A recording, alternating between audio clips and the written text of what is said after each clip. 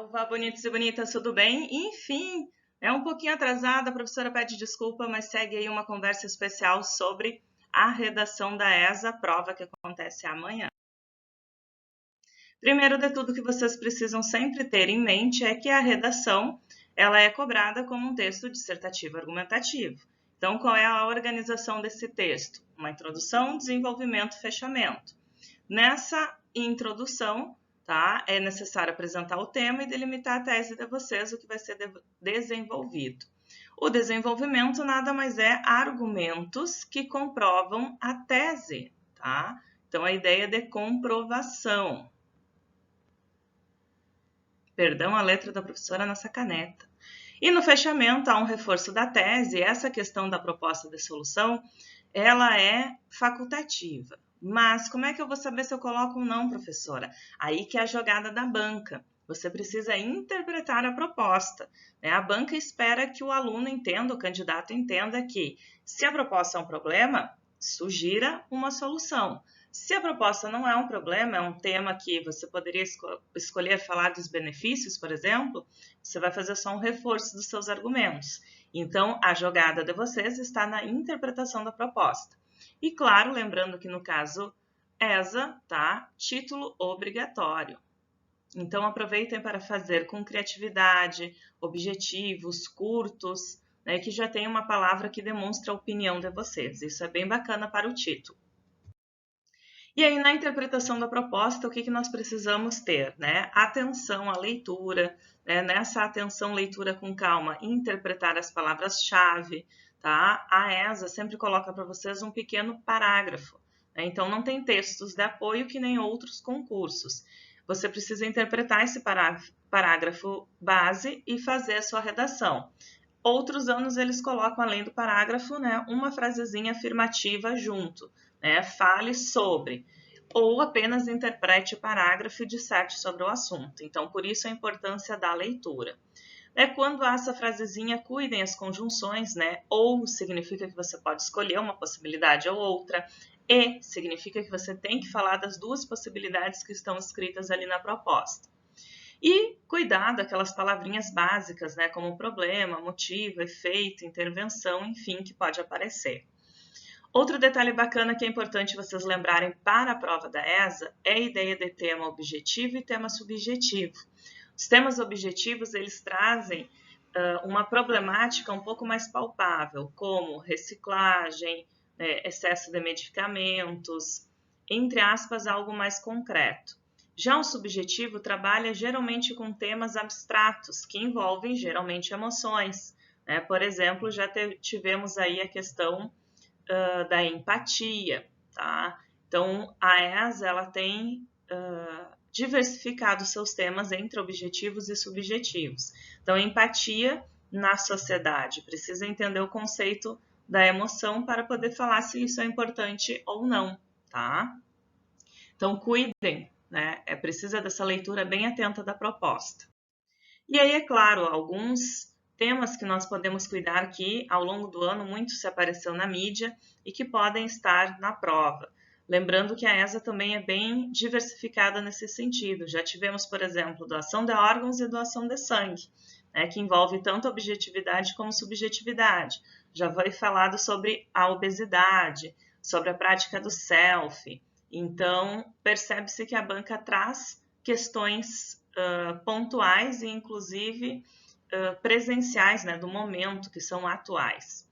Então, por exemplo, a depressão e ansiedade é algo que, com a pandemia, ficou muito evidente na mídia. Compulsão alimentar talvez já não apareça esse ano, porque a obesidade apareceu há pouco tempo, mas né, nada impede que eles abordem de uma outra forma. Cultura do cancelamento, tanto na questão online, né, como offline. Então, não necessariamente só pelo virtual. Alguns temas mais objetivos, tá? Como a questão do meio ambiente, tratando aí a reciclagem, o uso exagerado, o desperdício, né, causando aí o lixo. Né? A mobilidade urbana é um tema também que faz parte da banca. Violência, né? Sempre é bom retomar textos de apoio sobre violência pela possibilidade que pode acontecer, né? Violência urbana, violência contra crianças, contra idosos. Nesse ponto, a ESA sempre especifica algum detalhe.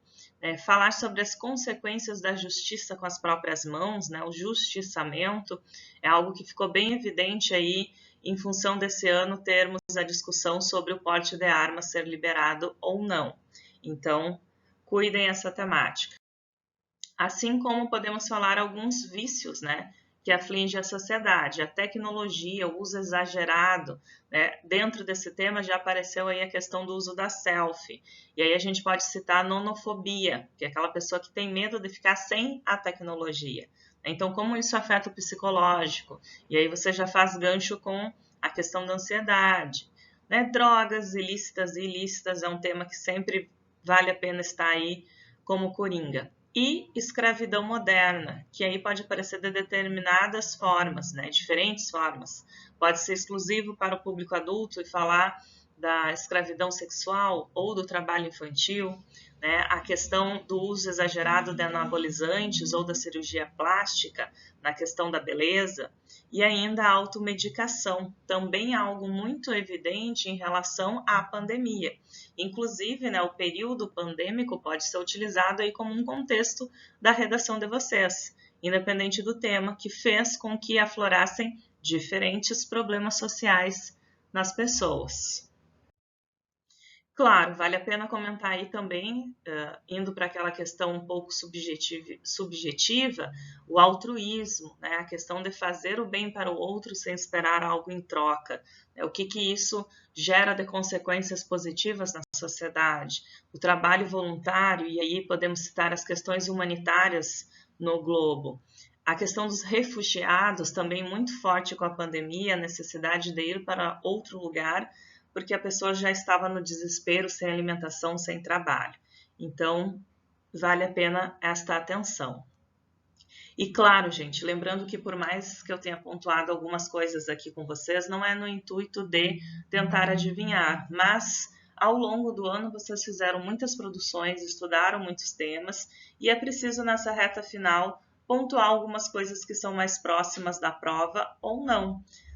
E o repertório que vocês construíram com essa leitura, com certeza vai dar conta do texto que vocês precisam escrever. Lembrem que agora, neste momento, o mais importante é que vocês respirem fundo, né? Acalmem o psicológico para fazer uma prova tranquila. Então, não fiquem preocupados em qual será o tema, mas sim saber escrever a estrutura dissertativa com atenção, o cuidado com a ortografia e, principalmente, utilizar as leituras que vocês já fizeram ao longo do ano.